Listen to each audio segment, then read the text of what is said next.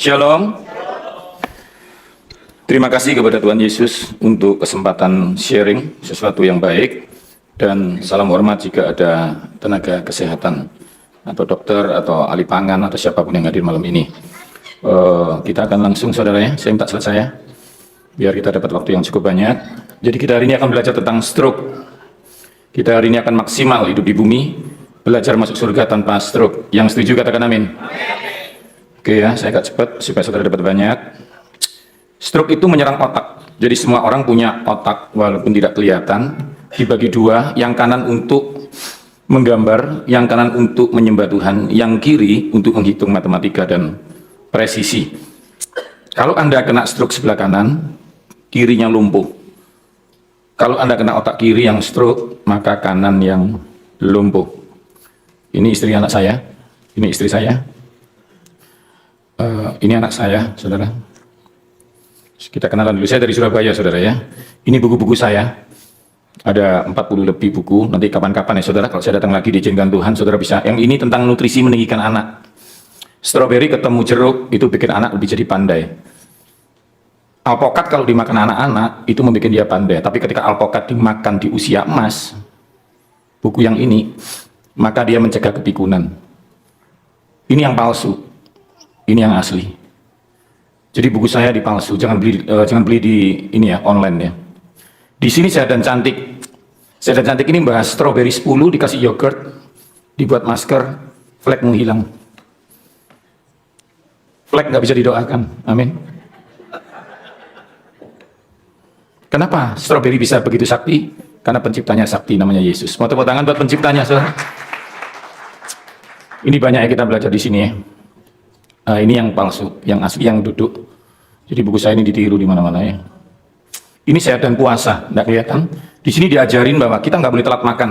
Berpuasa itu bukan telat makan. Ada tekniknya nanti akan saya ajarkan. Anda bisa tanya saya di retreat. Saya juga peneliti. Saya yang meneliti yang mengeluarkan cacing di kodok itu saya itu. Ya, kapan-kapan ya saya keluarkan di depan Anda biar Anda tahu. Sekarang makan dulu ya. Sekarang makan dulu aja ya. Kalau nggak ngerti nggak dituntut kok ya. Makan dulu setahun, berdoa ya. Berdoa yang kuat ya. Telur di mata sapi itu gizinya meningkat ya. Ini kapan-kapan kita akan belajar ini. Saya juga pengajar di bank. Saya kerja di 9 perusahaan. Jadi untuk nasabah prioritas. Saya juga kerja di BPJS sebagai pengajar kesehatan. Ini duta, ini pengajar. Saya ngajar di Mabes. Saya pelatih tentara kesehatan. Jadi saya percaya hari ini saya bicara dengan tentara Tuhan. Yang setuju katakan amin. Jadi tentara itu mesti kuat, saudara ya. Jadi lingkar pinggangmu nggak boleh lebih dari 80 cm. Nggak usah dipegang, saudara ya. Sudah denger aja dulu, nanti saya ajarin. Kalau sempat, nanti saya sempatkan udah video untuk exercise. Saya kasih bonus. Sebenarnya mau saya jelaskan di retreat. Hari ini saya ajarin mengecilkan pinggang. Ya. Saya juga ngajar di farmasi, di kampus-kampus. Buah tidak boleh dimakan malam hari. Beberapa buah tidak boleh digabung. Nah, itu pelajaran-pelajaran tertentu ya. Saya mengajar di rumah sakit gizi terbaru. Blender diciptakan ketika pasien nggak punya gigi. Pasien membutuhkan zat besi dari apel 5 biji, tapi dia nggak bisa makan 5 karena nggak punya gusi. Jadi kita ciptakan blender supaya dia bisa menelan 5 apel tanpa kesulitan. Dan ketika 5 apel itu dijus dengan buncis, maka diabetesmu sembuh. Jadi blender digunakan pada saat-saat tertentu, digigit, melatih gigi dan enzim amilasa. Yaitu itu yang saya ajarkan ya. Saya juga pelatih fitness. Saya pengajar Miss Indonesia. Saya juga chef di Kompas TV. Kalau saudara punya saudara di Indonesia, saya juga kerja di farmasi. Saudara kalau sedang minum obat, jangan pernah minum air manis. Kalau sedang minum obat, hindarin manis karena bakterinya akan bertambah banyak. Bakteri itu didesain kita hitung. Oh, Anda begini, maka kita kalikan 1 kali 3, 4 hari. Kenapa nggak sembuh? Karena Anda minum manis. Waktu Anda minum manis, bakteri tambah banyak. Sehingga antibiotik itu tidak bisa bekerja. Ini contohnya. Jadi nanti Anda harus belajar. Saya juga pengajar di negara. Ini terakhir kemarin saya di Istana Presiden. Nah, sekarang kita masuk, saudara, kita akan belajar firman Tuhan dulu. Tentang stroke di dalam Alkitab. What is the Bible say about stroke? Ya, Di Yerusalem dekat pintu gerbang domba ada sebuah kolam yang disebut dalam bahasa Ibrani Bethesda yang memiliki 5 beranda. Di tempat ini terdapat banyak sekali orang sakit, buta, lumpuh, menunggu pergerakan air karena seorang malaikat Tuhan akan turun dan mengaduk air. Siapapun yang masuk lebih dulu setelah mengaduk air, dia langsung masuk, penyakit apapun sembuh. Jadi ini seperti ini ya. Malaikat Tuhan akan mendidihkan air dan dia akan langsung masuk. Yang masuk pertama itu sembuh. Ini banyak yang sakit. Kalau yang tuli itu walaupun nggak bisa apa-apa, tapi dia bisa melihat. Jadi paling enak itu di situ orang tuli. Ya nggak enak sih, tapi paling gampang sembuh. Karena dia bisa lihat, begitu mendidih, dia cuma lari, pure sembuh. Kedua yang lumayan buta. Buta itu walaupun nggak lihat, dia dengar. Mendidih, dia lari dan nangkep, bendol. Tapi dia nangkep, pure. Bendolnya hilang, butanya melihat. Ngerti ya? Jadi lumayan lah. Yang kasihan ini yang stroke. Stroke itu menanti begitu lama, dia ngesot. Ngerti ngesot? Perlu saya praktekkan? Gak usah ya, ngerti ya? Waktu dia lagi set, pure. Jadi dia udah 38 tahun stroke ceritanya itu. Jadi kalau papamu stroke masih 5 tahun, pasti sembuh. Yang mengerti katakan amin. Iya, belum 38 tahun, sabar ya. Di situ ada seorang stroke, ya, 38 tahun, lumpuh total. Ketika Yesus melihatnya berbaring di sana dan tahu bahwa sudah lama, ini saya suka kata-kata ini, jadi Tuhan tahu.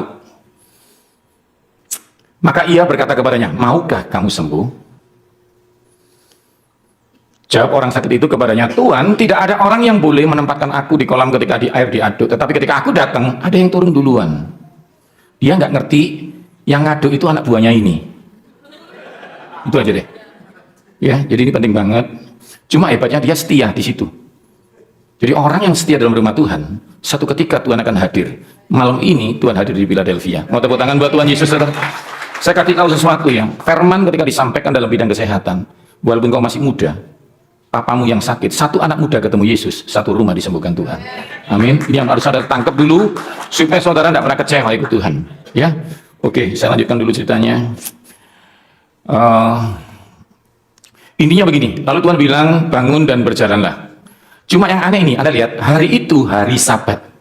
Tahu hari Sabat? Kalau Anda sering, saya lihat dari Instagramnya Pastor Lukas, Anda sering ke Israel, Anda pasti tahu hari Sabat. Hari Sabat itu moto aja nggak boleh. Saya pernah hari Sabat di sana, moto dimarahin sudah. Ya, mencet lift kadang-kadang dia gerak sendiri, jadi nggak boleh dipencet, dia jalan per lantai. Hari Sabat itu aturan nggak ada kesembuhan.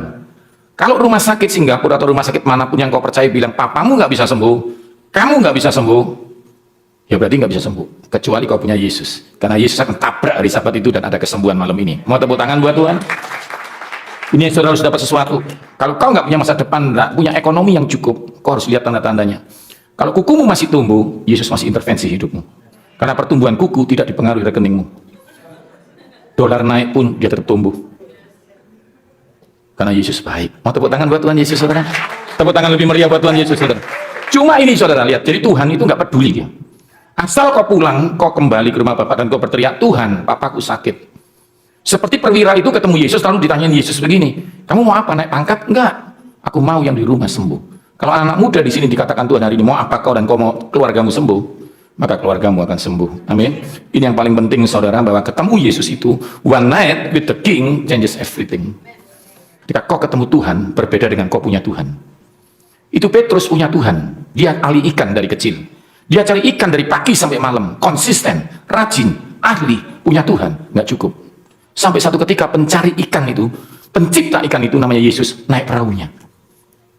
Berbeda ketika pencipta ikan menyuruh ikan masuk jalannya. Saya kasih dulu cerita sekolah minggu ya. Tuhan, aku sudah semalaman cari, tapi nggak dapat. Tuhan bilang begini, lemparkan lagi. Karena kamu yang suruh saya mau. Anda tahu nggak, saya kasih cerita sekolah minggu ya. Waktu dia nyuruh Petrus lemparkan jalannya ke sana. Dia langsung menoleh ke kiri, dia langsung panggil ikan-ikan. Ayo ikan-ikan meeting. Ya nggak mau datang SP1, begitu ya, ngerti ya?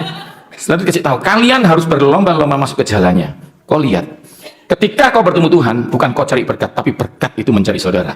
Yang mengerti katakan amin. Kau mungkin cari kesembuhan selama ini. Kau mungkin sudah olahraga, kau mungkin sudah pola makan yang baik, tapi kau gagal. Tapi hari ini yang katakan itu Tuhan sendiri.